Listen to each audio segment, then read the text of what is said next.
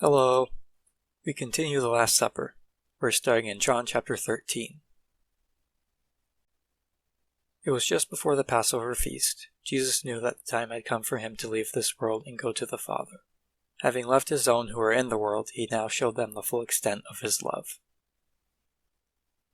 It's almost like a little flashback. The Passover didn't catch Jesus by surprise. He was very prepared for it, and I imagine that he spent much time before just meditating. And what he was meditating on was how much he loves us. This shouldn't be a surprise because the Gospels have covered extensively that we are his and he loves us. And his sacrifice is how he showed he loved us. The evening meal was being served, and the devil had already prompted Judas Iscariot, son of Simon, to betray Jesus. Jesus knew that the Father had put all things under his power, and that he had come from God and was returning to God. This is actually a reference back to John chapter 3 verse 35, where John the Baptist says regarding Jesus, "The Father loves the Son and has placed everything in his hands." God trusts Jesus, and it is not a false trust, because Jesus is the only true human that can be trusted.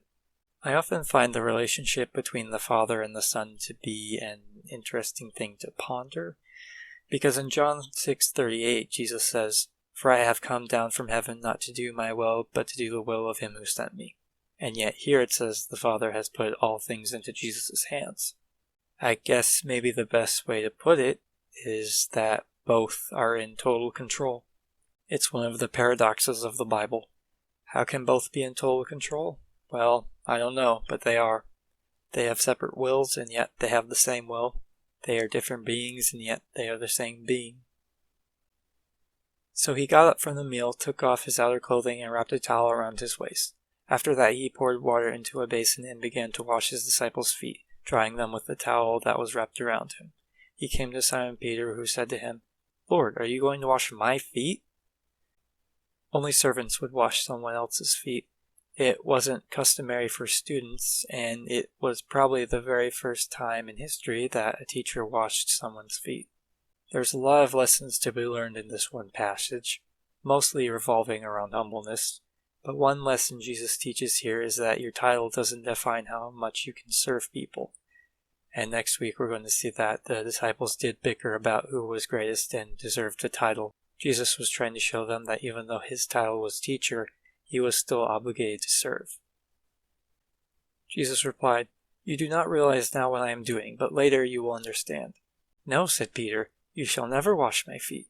Jesus answered, "Unless I wash you, you have no part with me." "Then, Lord," Simon Peter replied, "not just my feet, but my hands and my head as well." Jesus answered, "A person who has a bath needs only to wash his feet. His whole body is clean. And you are clean, though not every one of you." For he knew who was going to betray him, and that was why he said not everyone was clean. Peter's response is the response I would have. Like, look, if this is what it takes to be your disciple, then let's not half-ass it. But that's just because me and Peter are too literal, and to be fair, I don't want a grown man to give me a bath anyways.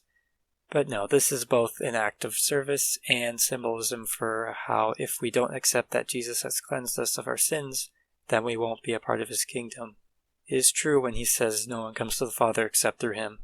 Accepting that he has cleansed us is the only, I repeat, the only way to have everlasting life. When he had finished washing their feet, he put on his clothes and returned to his place. "Do you understand what I have done for you?" he asked them. "You call me teacher and Lord, and rightly so, for that is what I am. Now that I, your Lord and teacher, have washed your feet, you also should wash one another's feet. I have set you an example that you should do as I have done for you. I tell you the truth, no servant is greater than his master, nor is a messenger greater than the one who sent him. Now that you know these things, you will be blessed if you do them." Sometimes Jesus can seem mysterious with his actions, and so he has to clarify sometimes what he is trying to get people to understand. This was a major lesson he wants his disciples to understand. And may I remind you, we are his disciples as well. Jesus confirms that there is not a single being that exists that is greater than he, and so if he is the servant, then all must be the servant. Obviously, we don't have to take the feet stuff literally, but we need to understand the metaphor. The dirt represents sin, and we sometimes would rather criticize someone's sin rather than actually helping. Jesus was the ultimate destroyer of sin, but that does not mean that we don't have a part in it. Hold each other accountable, not for your sake, but for theirs. And this goes hand in hand with being a servant. To be a servant is to fight sin. So remember to serve others. Thank you.